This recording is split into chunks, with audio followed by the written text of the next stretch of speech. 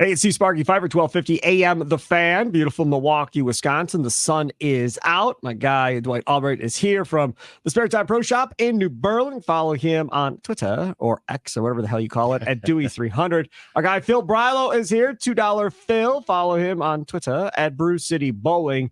And somebody that has a lot better weather than us, I can but promise you, he is Jeff Richgels of 11thframe.com. He joins us as well. Jeff, thanks so much for coming on, man. I appreciate it. Always my pleasure to be with you guys, Sparky.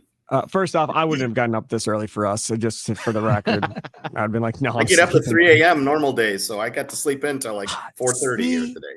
They always keep telling me that, I got all this gray hair. I'm approaching 50. Eventually, you're going to want to start getting up early. It hasn't happened yet. And I'm sure it'll happen because everybody tells me as you get older, you get up earlier, you sleep less. Like, this is the what are you talking about? Reverse. This dude gets up at 3 a.m. for no reason. Why? No, for work. At 3 in the morning for? There's reasons. There's reasons? Yeah, it's his job. Your job? Yeah. Oh. Yeah. Morning web editor for the Wisconsin State Journal. Yeah. 3 a.m. sucks. Though. I wouldn't. Well, I got to let the dog out, make coffee for my girl, and I'm the coffee boy and all that. So I don't get to work till about 4:30. Oh, 4:30. Wow, that's even better. 4:30. 4:30 still sucks. That doesn't change anything whatsoever, Jeff. Okay, let's talk about Las Vegas. That definitely does not suck. So what you doing out in Las Vegas? And I'm guessing it's bowling related, not something covering the Wisconsin State Journal. Correct. Mostly I'm bowling poorly, and I'm done bowling now. This is the 2 weeks. Ron Moore's great tournaments out here at the Bowling Plaza. The South Point Senior Shootout for 50 and over, South Point Super Senior Shootout for 60 and over, which is what I've competed in the last couple of days very badly. Further retirement for me. I think this is going to be my last shot. My wrist is just done. That's all there is to it. But today is the main event of the South Point Super Senior Shootout, the Bowl TV Championship. Plenty of high level super seniors and seniors bowling these couple of weeks. Basically, it's like a senior tour event without the superstars. 3 or more titles, you're out. But everybody else, Tom Adcock, who is, one of the best out there right now, and several other guys, and all being covered on Bowl TV. So it's a great tournament that gives us a chance to compete against the best, except for the very best. Last week we talked about. So this is a South Point hotel curtain. I recognize the chair. Been there many times. Yep. Last week we talked about the 2023-2024 PBA schedule. Things that you liked, that you saw, things that you thought could be changed in that schedule. What's your thoughts on that? Well, I think they really fed the fans on that one. All the stuff that people sort of grumbled about last year got pretty much changed. There's no more of these extended step ladders. There's no Bowl TV championship shows for PBA Tour titles for the most part. We've got all the majors are on Fox again. I really think it's a great schedule. Some of the timing's a little odd, I guess. But the internet that's more Fox than the PBA. That's Fox, saying this is the win. Yeah, the internet is breaking up, Jeff. You are breaking up as well. But we're going to continue to fight through this and see if we can make this work. Oh, okay. I got you guys. I want. Good. I'm glad that you hear us. That's good. This is the most important thing, okay, for me at least. And this is what I complained about last week, and I'm going to complain to you. In no other damn sport do you have like a 3 or 4 month window before something ends. And I'm all for having the PBA league play during the actual season so more people see it. The problem is the atmosphere probably is not going to be the same because you're not going to be at bowling heaven. So that's a concern, but I'm for having it. What I don't get is why in the world can't they have this thing end at bowling heaven at the end of May and have it right there Memorial Day weekend or whatever. That's a great travel weekend and whatever the case may be. Phil says it's a big tourist trap up there near bowling heaven with the lakes and the hiking and all this other stuff. I learned about this a few podcasts ago. Portland, Maine. So why not end it there? Why have I cannot wrap my head around this. If you have to have TV in September, okay, fine. That's part of the contract. You must do something in September to cover our rear end at Fox. fine. Then do King of the Hill again or do something separate from that. But to separate it out like this, I don't like it and I don't get it. Yeah, I'm 100% with you on that. Just from the perspective that it just seems like it's so disjointed to all of a sudden people are focused on stuff during the season, and then you wait all this time and boom, it appears. And you're going to build that momentum with these league shows during the tour season. And then it would be great to have it sort of just end right there, right after, let's go to Maine and get it done. Everybody's sharp in that instead of throwing it out there. Obviously, this is a Fox thing. And your question is like number 3 on my list for Tom Clark. I'm going to do a Q&A with him in December. I've already talked to him about it after the rest of more of the details come out on that, leading into the 2024 season. And that's one of my big questions too, is like, couldn't we just have this a little more, I don't know if condensed is the right word, but that break does seem kind of odd. But I'm sure that's something Fox wants something in the fall, I'm sure. And it is cool to have it sort of stand out and get everybody in Maine and that.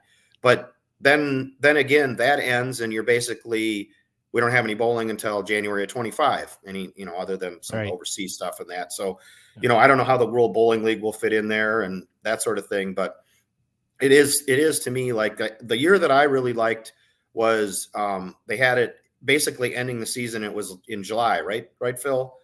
It's like after with the tour finals with the Lucy doubles and the stop in Jonesboro. Yep, and that was the end of the year. So I'm with you on that, and I'm really curious to hear Tom expand on that a little bit and see what. I'm sure it's Fox. What's Fox is thinking on that? And the thing that goes into that, I think it would be really cool then if you're going to do that in the fall and you have that Fox adjacency Sunday where they always have the special show. This year it was the Strike Derby.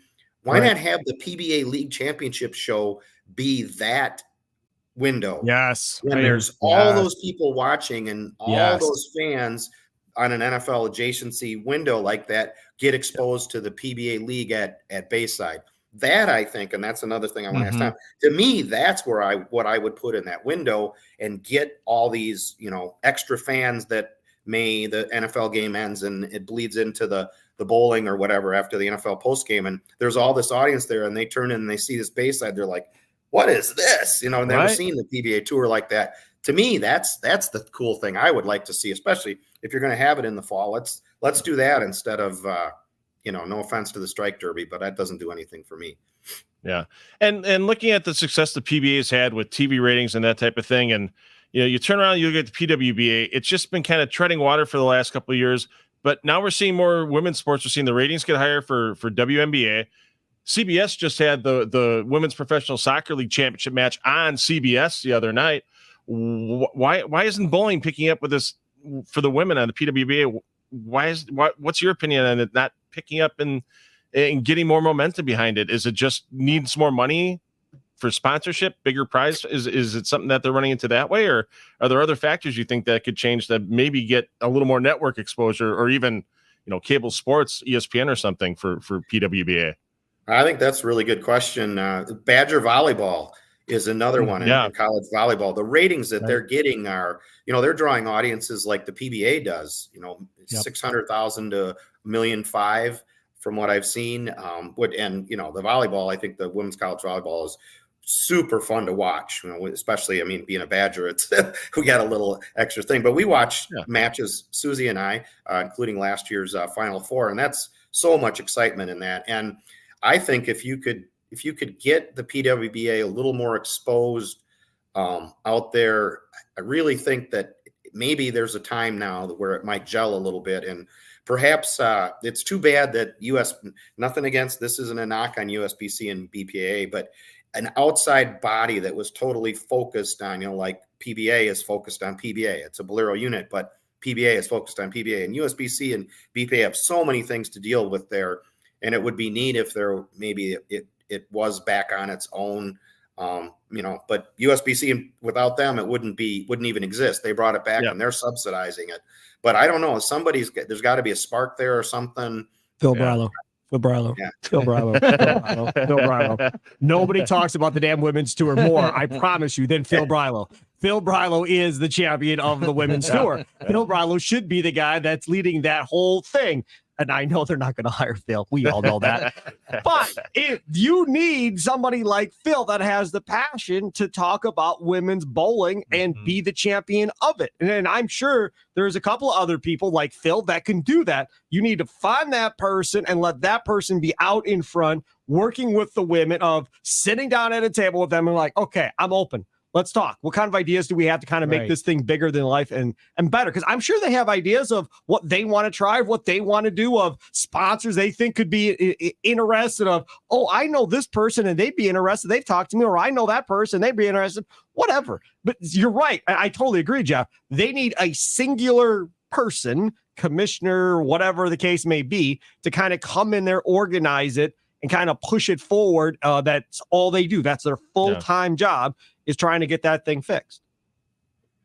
I went to the PWBA Iowa series this year, and there are some really hot, talented, as far as they have personality, and in the younger women of the PWBA, but no one knows about them. You know, they're fun. They run out a lot of strikes. They have power games that women didn't necessarily have years ago, as many. But no one knows. And if they could get a little more exposure, I mean, especially globally, the biggest stars are from Poland and England and all of that, with Daria and Diana and Verity and that. And then of course you've got all these younger ones coming up. Jillian Martin's going to be out there soon. And Hope Gramley was the Rookie of the Year this year. And the talent I saw out in Iowa was just, it's a good product if you can actually see it, but not enough people see it. Yeah, exactly. And it's just, I talked about it months ago after that NASCAR special show on Fox, where they had Verity on there and they had Daria on there. You had great personalities. Yeah. They're pretty easy on the eyes too. And then where are you going to see them again, if you're going to see them again? And it's just kind of disappointing that somebody at PWBA, USBC didn't pick up on that and try to keep pushing on social media, because they had a couple of months before their season started this year, between that NASCAR event and when the PWBA season started. So yeah, it was a little disappointing not to see it pick up a little bit more. So Jeff, one of the topics that happened this week, and Phil's been texting us on that also, and I read the story. I'm dying to get your take on the USBC and Stream machines, and the USBC certifying them. Is that going to be our future for centers that are starting to age and proprietors that can't find mechanics anymore? Well, I'm afraid the economics of string bowling it's what's driving things. I mean, they're way less expensive to install. They're way less expensive to run. You can teach a counter guy anybody in an hour or two how to work them. Have you met some of these counter guys before you make that statement? just asking. Never mind. Let's just say you don't need a $50,000 to $75,000 a year mechanic that knows how to put together a car engine. Is basically, I did pin setters way back in my teen years, and they're complex things, traditional pin setters. These string ones, I've been back there. They're, you could have taught me in an hour to fix all this stuff. So the economics are just what the economics are. And I'm no Chad Murphy fan, as anyone knows, but I give him 100% credit and USBC for getting in front of this issue. The carnival strings that we have seen that most people think of were an abomination as far as the sport, and would have destroyed the sport of bowling if that would have become the standard. They saw that, they did the studies, they worked with the manufacturers, and they've created these certifiable ones that I saw, the cubic AMF ones in Florida this summer, watching a couple other guys bowl on them. And I got up close with them in the back and did some videos. And then Madison has the Brunswick ones that just need two strings to be lengthened, I guess is what it is. And they would be certifiable, but they're so close that basically they are. And it is so much closer and so close to traditional bowling. It blew my mind both times. Okay. It's not like the carnival. So I know anybody that's out there, I'm not a strings advocate. I'm just telling you that if you've seen the carnival, don't go on that. Go find the certifiable ones and experience it for yourself, and then make your judgment. Okay. I experienced it for myself, and it sucked. And it was at the Spare Time Center in Iowa. That was the first time. And I was like, oh no, there's strings in these damn things. And that was because I'm not a fan of the strings by any stretch of the imagination. So I was like, well, we're here open bowling. Who cares? Whatever. The kids were having fun. We were there on a baseball trip. So we tried it. This was last summer or earlier this summer, actually. Earlier this summer. And I'm texting Dwight and Phil. They're laughing that I'm having a ball of these stupid string pins. And I'm watching. And literally the pins would just fall down right onto the lane. And then they'd pick back up. Then a pin would just tip over. It'd pick back up. They put a pin down. That will knock over. That will go back up. And I'm watching this and I'm going, okay, so are we okay if this is going to happen in league play or in tournament play on TV where the pins are just going to go, boop, they're just going to fall down. And then they're going to get pulled back. Is that okay? Are we all good with this? If on Fox, I got pins just falling from the rafters for no damn reason, and then they get picked back up. To me, it's a bad look. That's just me. To the league bowler, if league bowling gets extended another 15 or 20 minutes because these things are a little out of whack, is that going to be a big deal to them? Because let's be honest, league bowling is not something that goes fast. You're there for a while, which is fine if you're out of the house and you want to have a couple beverages and hang out with your friends or whatever. Cool. But it's already not something that is very short. And now you're going to extend it again. And again, I've not seen what you're talking about. I've only been to that, which is a nationwide center. Spare time, they're all over the place, right? Yeah. And I think there's one coming to Madison, I believe, that's right? the one I've been to. So that's the Brunswick one you're talking about? Yeah, it opened in October. Yeah. The one in Iowa, that's what I experienced when I went on that weekend. And the issues that I saw as we bowled 3 games. And it happened probably 3-4 times a game. Yeah. And to me, now again, could that have been fixed from somebody working there or whatever? Maybe, I guess, but I never thought to go up there and be like, hey, pins are randomly just falling. Can you fix it? Because I just figured it was something having to do with the string machines, and that's what happens. I'm assuming, have bowled there at the one in Madison, which obviously is newer than the one in Iowa. Yeah. So what was your experience like? Well, I wrote about it, and I was astounded. I went and bowled a couple of games, and the pinfall to me was what I would have expected if it was a traditional machine for the most part. I was expecting not to be quite as good as it was. And I mean, my ball went through the pins like it would for a flush strike. I left a 2-pin on a light hit, and the pinfall coming off the wall, it looked exactly like it would. I shot at a washout, same kind of thing. Couple splits, the pins didn't bounce out of the back. There was none of the craziness that you see in the carnival machines where the pins go flying all over and take things out. These certifiable ones, they have really pretty much made it, and it's not the same. Don't overstate what I'm saying. It's not traditional bowling. In no world would I prefer strings over traditional bowling. But if your choice is strings or not bowling, and it's the certifiable ones, I would compete in a tournament. Everybody's on the same thing. And you're going to see it, Sparky, because Brylow has said in their filings and in talks with analysts, it's been reported, I wrote about an analyst who did this, their goal is to make their company all strings at some point. All Brylow centers. Of course, to make more money for themselves. Yes. I mean, so the PBA is going to be bowling on strings at some point. I don't know if it'll be next year or, a demo event or something like that. So once the cost of the machines go down, I'm assuming the price of bowling will go down then, right? No? Yeah, Brylow, okay. Yeah, just checking. And hey, as Sean Rass said, though, if you put up $100,000 for first, I'll go bowl in the parking lot. That was a famous quote in another issue. Forget where what story that was in, and that's something I've heard from many other players. Everybody's bowling on the same thing, and the carnival ones, it was an abomination on the sport because crazy stuff that should never happen would happen.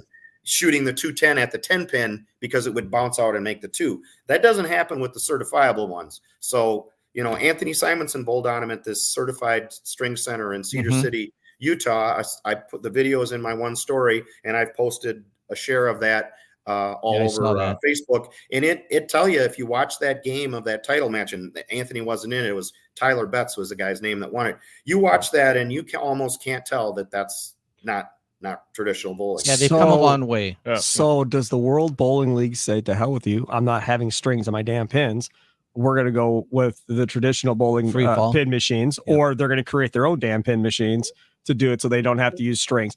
Because again, they have a ton of money, it sounds like. Well, so what will they do is my question. When you're looking at that World Bowling League, when you're looking at those tournaments, those are the ones that they're showing you like in an arena setting with just 2 lanes and pin boys. They're not even going to bother with any pin starters at all. It's just going to be whoever's, they're going to be hand set pins, that type of thing. For the powerhouse, for the WBL tour, that's going to be wherever the existing bowling centers are going to be. But I think that'll be around the world, though, right? Right. It'll be around the world. Yeah. But I think with that World Bowling League in the arena setting, I love it that they're not going to have any pin setters at all, because it's going to be a lot easier to see how the pins fall. I remember some of those TV shows that were on ESPN back in the day where they taped them at Great Americas and that kind of thing. Yeah. You couldn't barely see the pins because it was all daylight out. They had the machines and they had the masking units. You couldn't barely see what's going on. So, yeah, I like that WBL, at least with the drawings, the renderings were, that they're going to have no machinery whatsoever on those. Can you fix bowling if you have pin setters? Can you shade a pin one way or the other? Can you do that and affect pinfall at the end of the day? Meaning, if I've got little Johnny back there setting pins and I give him, 5 G's, because you'll be able to afford it in this World Bowling League. Hey, man, I'll give you $5,000. I just need you to shade that 10 pin over just a little bit here because I have a problem carrying it. Can you fix it from that perspective, Jeff, do you think, by shading a pin one way or the other? It's no different than playing the rack. Well, Dick Weber used to tell amazing stories about the old days. And he used to talk about in the pinboy days where they would like have a belt.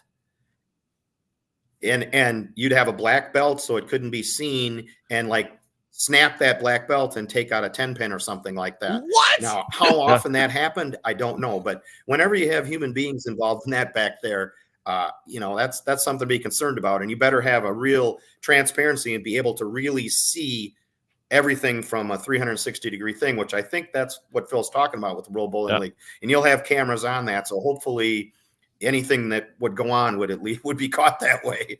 If you look at that would pretty much ruin the World Bowling League. Yeah, if you look at some of the old pictures of bowling when it was pinboys and it was big matches, they would actually make the pinboys wear white gloves so you could see their hands. Wait a second, I got a bigger question. Yeah, I mean, so you could see if they were doing something with their hands or that kind of thing when the ball was hitting the pins. Yeah, Dwight, I mean, you're old enough. Were you involved in any illegal activity involving your black belt in a bowling alley? No, absolutely not. I'm old, but I wasn't that old. So I started at Brylow in '64 in junior league, '64, '65, and they already had A2s back then, automatic pin setters. But I did work on those machines for many, many years, just like Jeff. Right. Yeah, a lot of moving parts. But a lot of you guys also forget when the ladies did some of the shows in the malls, shopping malls. Yeah. And those were also stood up by hand. Yep. Yeah, Gary Beck had that in Vegas, actually, at the Fashion Show Mall. Yeah, correct. So now again, see, now you open up a whole nother can of worms with this whole bowling and malls thing or whatever else. Because how many of these entertainment centers do you have right now that are in malls around the country that have bowling lanes in them at this point, right? Right. Yeah. And then you have the arcades or whatever the case may be. We go to baseball, youth baseball at this place called Bettendorf, Iowa, right? Yeah. And they have a huge baseball complex. They have 2 full soccer fields. I think they've got like 8 or 10 baseball fields, whatever. But then they also have a huge indoor facility, right? And half the facility is turf, right? So you can use it for soccer. For the smaller kids, they make base diamonds and stuff. So you can have several games going on for the smaller kids, whatever. That's on the right side. On the left side, as you walk in, there's the concession stand. Past that, there's 2 big doors. You all go in. There's like 10 basketball courts, right? Sponsored by Pepsi, I think, is a sponsor. Okay. And they do AAU tournaments. They do volleyball tournaments, all that in there. But to the immediate left, and it has its own entrance, they have a bar.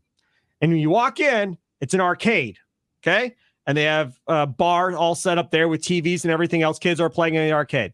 Then they also have bowling lanes. Mm-hmm. And then you go up to second level. More bowling lanes, more arcade, and the whole deal. Now, again, these are all kids and parents that are there for baseball, spending their money type deal. I just wonder if that's not an avenue that you can't possibly go after a little bit with the women's tour and have a sponsor of, what is this? What's the name of round one? Round one. That's over here in Southridge, in where we are in our area, and that's an arcade with bowling center, right? And they're all over the country. Yeah. You can't cut a deal with one of them in a mall type deal to have them kind of tour around the country and have these type of events. I don't think you need seating for 1,000 people for a women's tour event. I just don't. It can be a lot smaller than that. And if there's kids there, whatever else, hey, we're having a TV show. You guys want to come hang out for 20 minutes, half hour, whatever it is? Come on over. You have to charge for it. Come on over, make it loud, make it rambunctious, and have some fun with it. But I'm spitballing, Jeff. I think it'd be a great venue. And the biggest thing that, I know Phil supports the women's tour, but so do I have a daughter that is a great bowler. And so I support the ladies tour too, but they need, when they do the ladies tour, they need to get like college girls in the stands. They don't need a 70 to 90-year-old guy sitting there falling asleep. Get people in the front seats that can appreciate these ladies being on TV. It would be definitely a better look.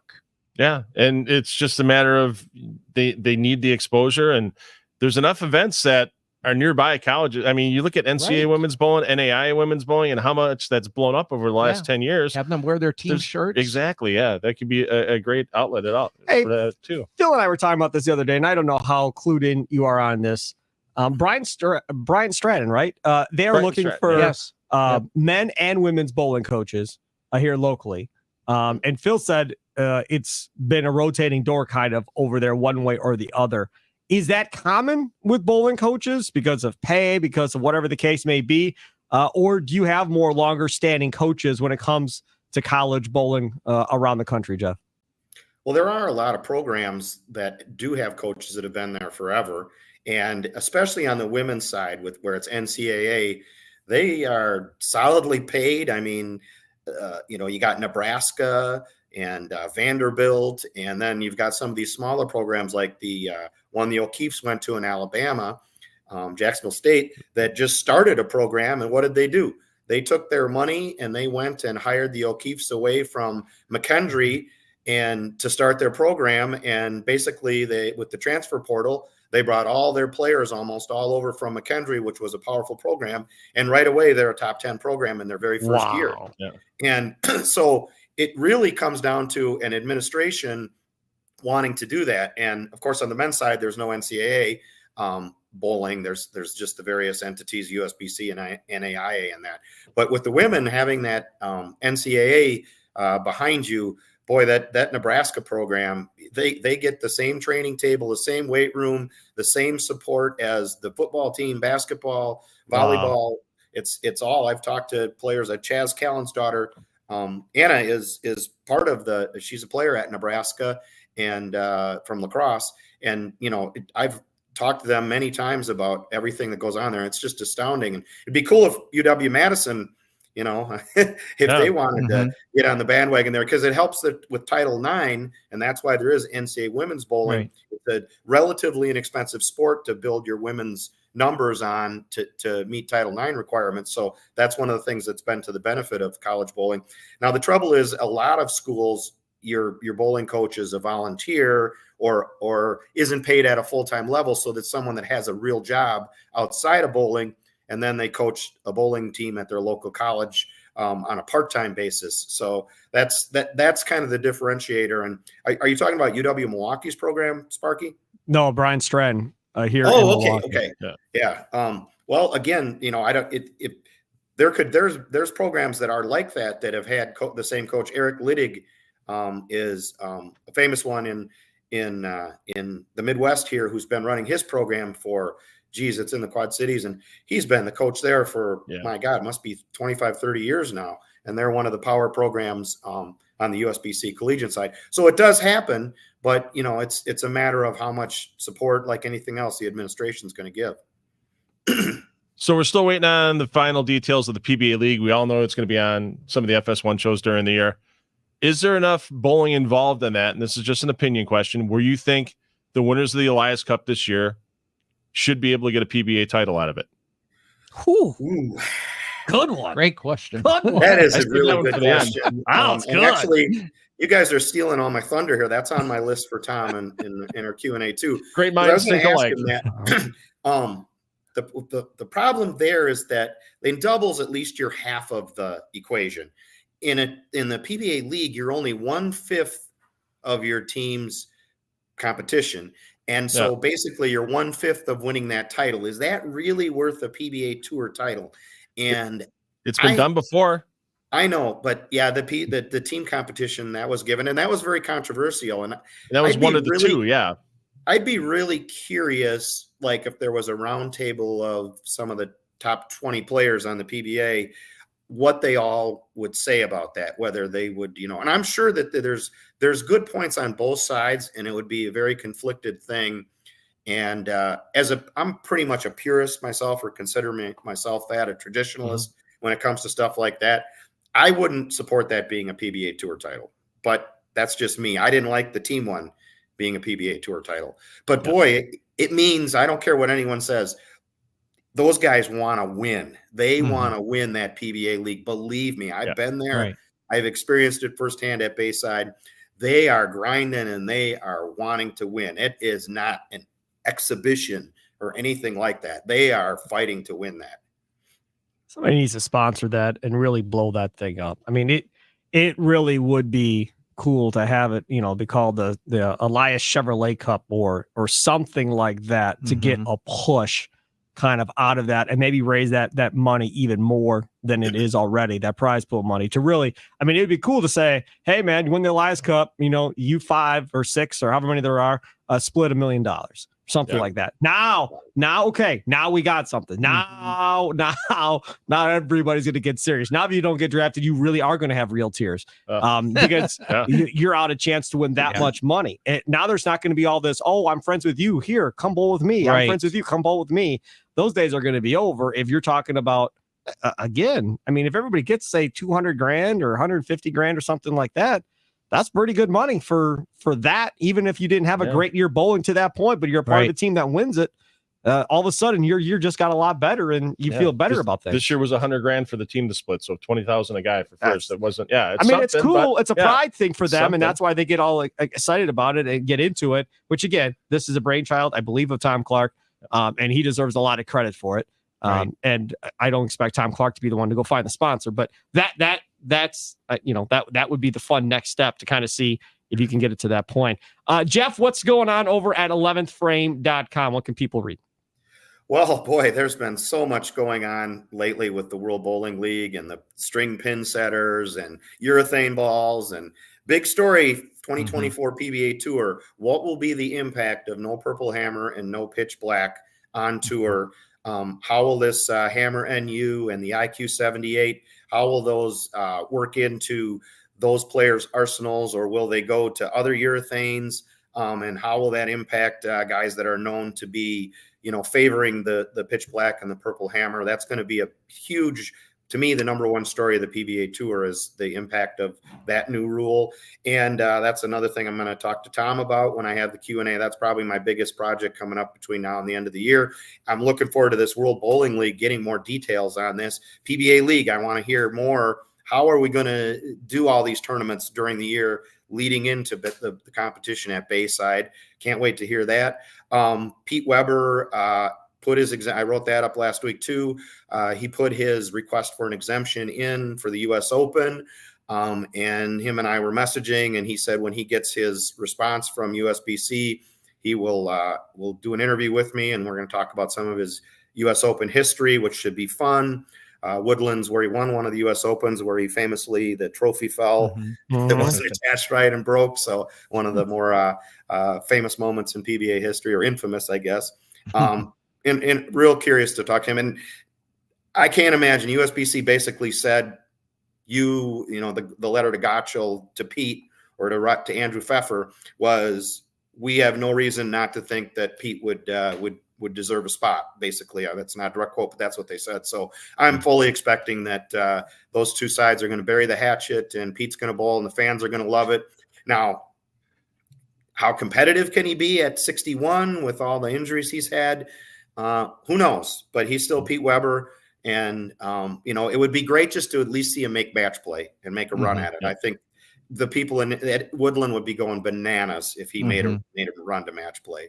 So, hey man, think about it. Old man Jimmy Connors made that run the U.S. Open that one year. I remember watching that with my dad, watching every one. Every night. My dad was a huge Jimmy Connors fan, so we watched the heck out of that. Everybody couldn't believe that Jimmy Connors was doing it. How is Pete doing, man? He's been through some stuff in the last several years. How is he? Well, Pete's Pete. He's obviously done some bad things through his career. He'll be the first guy to admit that, but he's paid a huge price at many times with long suspensions that have cost him a lot of money. So if you're down on him for some of the things he's done, he's paid his price. So but he's still an iconic guy. Fans love him. When you get to talk to him one-on-one.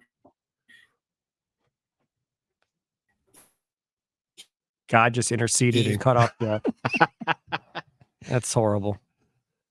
Jeff, are you there, buddy? Look, can be the faces. I can hear you guys. Yeah, we can't hear you. I can hear you. You said guys when you fine. get the chance to talk to Pete one-on-one, and then God stopped you from talking. Like, we don't need to hear anymore. I don't know, but go ahead. Go. I mean, I don't know what that's the power of Pete. It's right, but that was amazing. But I'll just say this, and then I think we got Jeff back. I can see him laughing. This is. I've had many of opportunities to interview Pete Weber over the years for this show, and in Vegas at the World Series of Bowling or whatever the case may be. And my buddy Tim Allen, who used to do our postgame show for the Brewers here for many years, would come out there with me while we were doing the World Series of Bowling. And his deal was, I want to meet Pete freaking Weber. I don't care about the rest of these dudes, but you need to get me a meet and greet type deal with Pete Weber. Okay. So he's still probably, if you ask a random fan out there, what do they know about bowling?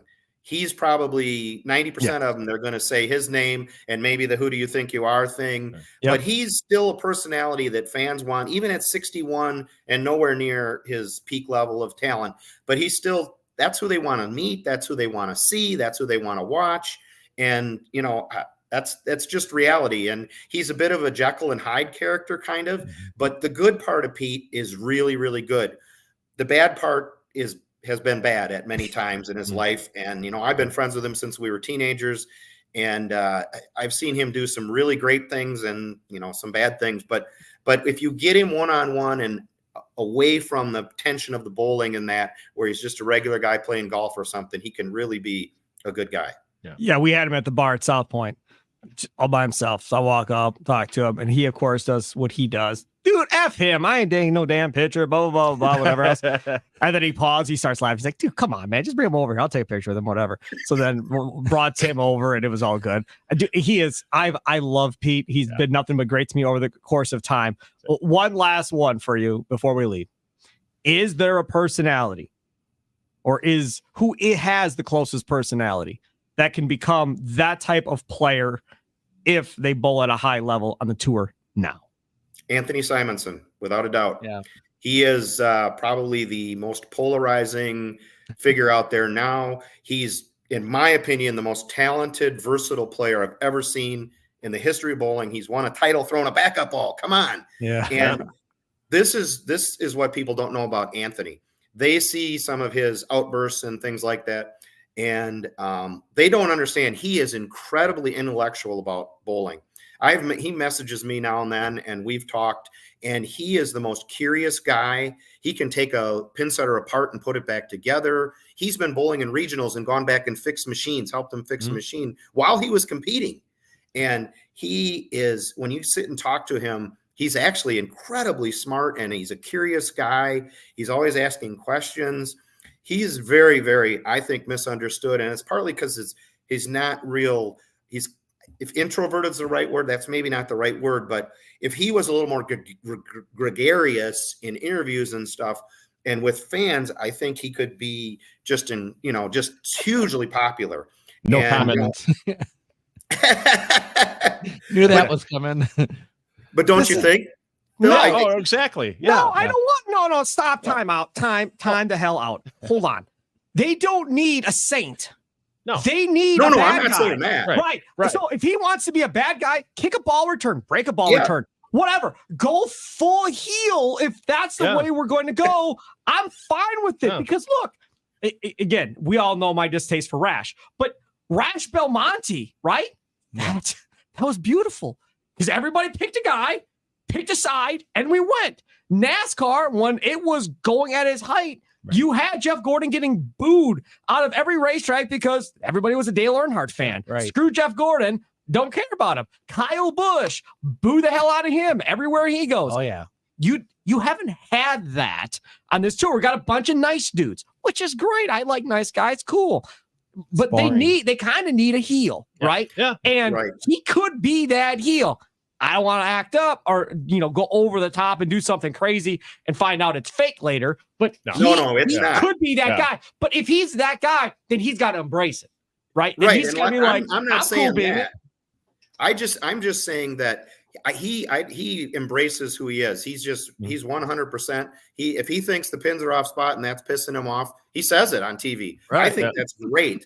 What I'm saying is that there's this other side of him that people just think he's some kind of, goofball bad guy or whatever. If we could get a little more of the intellectual Anthony, so people would understand he's a pretty complex, interesting guy.